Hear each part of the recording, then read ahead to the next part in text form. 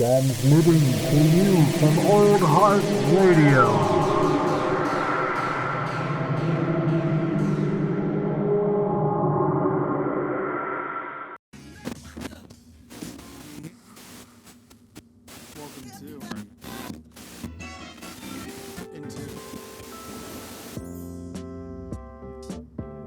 All right. Welcome to episode 5 of In Tune, hosted by Lucas, your favorite matinee edition co-host, potentially favorite Old Heart host. But you gotta love good old Jared over there, Old Heart Radio himself. The guy who started it all. He's doing the good stuff over on Coffee and Contemplation. I particularly loved his whole Ramtha set of episodes, so go and check those out if you haven't yet. Today we're going to be talking about Metronomy. They released a new album called Forever, and I've been a fan of these guys for a hot second. Also got a record of the week. We're going to be talking about that. I got the Low Moon self-titled album, so it's a little band out of LA. Talk a bit about them at the end of the episode, just give you all a little bit of a recommendation. But just to get the formalities out of the way, make sure to follow the Instagram at Old Heart Radio. Follow me at Casserole, CASSOLROLL, and send me recommendations, whether it's to my personal or to Old Heart's Instagram. Send us music recommendations. What's coming out? What are you excited for? Did you like what we talked about? Hit us up. Did you hate it? Still hit us up. Here we go. All right, so Metronomy. At least I'm pretty sure that's how they say it. We're saying it how it sounds here. So Metronomy, courtesy of Wikipedia. Metronomy are an English electronic music group formed in 1999.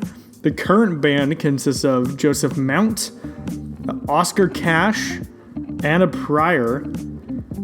Oh God. Oleg Benga Adelenka. Oh God, I feel horrible about that.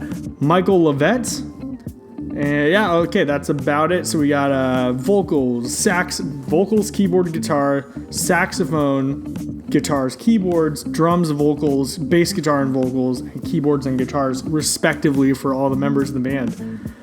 And looks like their front man, Joseph Mount, he puts out remixes under their name as well. They've remixed The Gorillaz, Sebastian Tellier, Roots Manuva, Franz Ferdinand, Cleox, Goldfrapp, Young Knives, 7-0, and a ton of other sons of bitches. So we're getting into their discography here. Pip Payne, 2006. Nights Out, 2008. The English Riviera, that's the one that I've heard a handful of songs from. Love Letters, Summer '08, Metronomy Forever, which is what we're talking about today. But first off, The Bay and The Look are two songs off of The English Riviera. This is sort of a weird story. I'm pretty sure I was traveling with my family, and the only thing that we could watch on TV in our hotel room was MTV, and that was the thing that kept me and my little sister entertained. And I had to have been 2011. I was 13, and this song called The Bay came on, and it was like sort of groovy, bit like cool, like synth pop vibe, and I was like, I can get behind this. And I never looked into it. I heard it on my vacation. That was about it. Come back to me in probably like 2016. I was like, yeah, what I wonder what the deal was with that cool song I heard on vacation once, just out of nowhere. So I looked into it and found these guys, and like way late to the party here, but The Bay and The Look are just these groovy, very synth heavy songs, and I like them quite a bit. So when I saw, in all honesty, I haven't looked into much of this band's previous work. I really like those two songs. That was what warranted me to do this review. So Metronomy Forever, I listened to the entire album, and so I'm bringing it up here. Looking at the entire thing, it consists of, I'm pretty sure, 13 songs. 17 songs. Holy shit, this is a long album. So we got Wedding, which is just sort of an intro. Whitsand Bay, Insecurity, Salted Caramel Ice Cream, Driving, Lately, Lying Low, Forever is a Long Time, The Light, Sex Emoji, Walking in the Dark, Insecure, Miracle Rooftop, Upset My Girlfriend, Wedding Bells, Lately, Going Spare, and Your Mixtape. The entire album clocks in at 54 minutes and 49 seconds. It's worth noting, holy shit, there's a car alarm going off right outside my apartment. I apologize to you, listener. I apologize for the inconvenience. You might have not even heard it, but I heard it, so fuck. Threw me off. So my entire gripe with last week's episode, the M83 album, was it was very much like an ambient piece, but there wasn't a lot of variety when it came to the music. It seemed to flow together in all the wrong ways. Like I couldn't differentiate the end of a song with the other one. This album, in my opinion, is the best one I've talked about so far on this show. It hits a ton of tonal different beats. It has sort of, the best example I can think of here is Walking in the Dark and Upset My Girlfriend are this sort of pseudo-acoustic, except for during the choruses, there's sort of these cool deep synths, sort of very low-end bassy synths that come in every once in a while. And so those are a bit slower, a bit more acoustic-centric. Then you have stuff like Whitsun Bay and Sex Emoji, which are, I think, my two, personally, those and son of a bitch, Salted Caramel Ice Cream are my favorite songs of the album. Those two are very sort of, they've got some like lo-fi stuff going on. Salted Caramel Ice Cream is straight up synth pop. It's like, but none of it feels outlandish. Whilst the tonality changes and is able to express each song, and each song has an identity, it's all still Metronomy. I thoroughly appreciated this entire album. The entire thing put a smile on my face. It made me happy to be listening to music. It reminded me why I love music. It's because these guys came out here, and watching videos of them perform and everything, looking into them a bit more, was just as intriguing. It's very obvious that they're having a lot of fun making this music, and the sort of vintagey synthesizer that they're using, I was able to see a video with their studio, and it's like Juno, Mini Moog, and it's like, it's awesome. It's awesome. These guys are doing true analog synthesis, which makes it even better. The Your Mixtape and I'm pretty sure Insecurity, those two songs are a bit heavier on the production end. So those, I think, are where the Joseph Mount guy sort of got to dip his toes in a bit more primarily, because he's the producer seeming guy of the group. And those are just as well for it. I think that this entire album is super fucking solid. I enjoyed the entire thing from start to finish. And I can guarantee it's going to stay in my rotation significantly longer than anything else I've talked about on this show. It sounds like I'm speaking the praises of this a lot, and I am. But don't get me wrong, not a perfect album. There's some of these that I feel like could just be cut out. Specifically Driving and Forever is a Long Time. Lately as well, I was just like, they're here. I'm not super enthusiastic about it personally. But there was no significant low light. Everything was serviceable at worst, which is a good thing to say about music.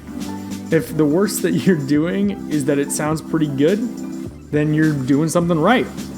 So I'd say give this thing like 8 out of 10. I think it's pretty great. You might disagree. Some people aren't a fan of that sort of almost vintagey sounding synth pop. I mean, I am. I love it. Reminds me a lot of that random REM station that we listen to at work, where there's a ton of like Tears for Fears playing and barely any REM despite the name. Like Tears for Fears, Duran Duran. And I mean, like, perfect segue. So yeah, okay. 8 out of 10, pretty damn good. Go ahead and listen to it. If you like it, good for you. I'm happy that I was able to point you towards something I liked. And if you don't like it, you're entitled to your own opinion. I respect that. You do you. Make yourself happy. But perfect segue talking about vintagey pop and what I look at as sort of one of the best eras in music, Low Moon. So they are a group out of LA, and they put out a record, I think in 2018. I remember first hearing these guys with the song called Loveless, I'm pretty sure, back in like 2016 or so. And Loveless.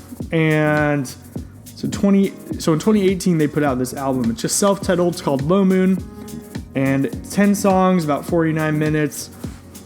I really like this album, so I found it on vinyl, and it accentuates it even more. So why am I forgetting names here? So Phil Collins, one of the songs on this album, I'm pretty sure it's called Thorns. Let me see here. I tried to make you my own, and Thorns and This Is It gave me total Phil Collins vibes. Why? It's because of the tom that they use in The Air Tonight, and where it's just this sort of like boom boom boom boom boom boom boom boom bam bam. It's rich. I love it. This entire vinyl and this, by extension, the album itself has a fantastic drum beat set to it, and the rest of it has these very deep pads and sort of soundscapes created by some kind of synthesizer. I haven't looked into this band enough, but it is all fantastic. I love the way that they wrote their music. I love how they performed it. The way that the pads sort of just like flow so well. There isn't any awkward breaks in the music. For a first effort by a band, this is pretty damn good, and I'm very happy to have got my hands on the vinyl. So yeah, it sounds like a good way to wrap this sucker up. So we talked about Low Moon. Go and check them out. Self-titled album. Really like them a lot. Also Metronomy. Really liked Metronomy Forever. Did I say the name of their album? Shit. I really liked Metronomy Forever. I thought it was a great album on their end, especially as somebody that's not super familiar with the band otherwise, except for a few songs. I would highly, highly recommend looking at either of these. I'm super happy to be talking about these two bands. And there we go. Oh, exactly what you'd expect from Old Heart Radio. Weird rambling, just to kill time at the end. Follow us on Instagram at Old Heart Radio. Follow me on Instagram at Casserole, CASSOLROLL. This has been Lucas here talking about music. Low Moon, Metronomy. Like them a lot. Next week, we'll have something else. Who knows? You all just keep on listening out there, and I'll keep on talking away. Talk to you later.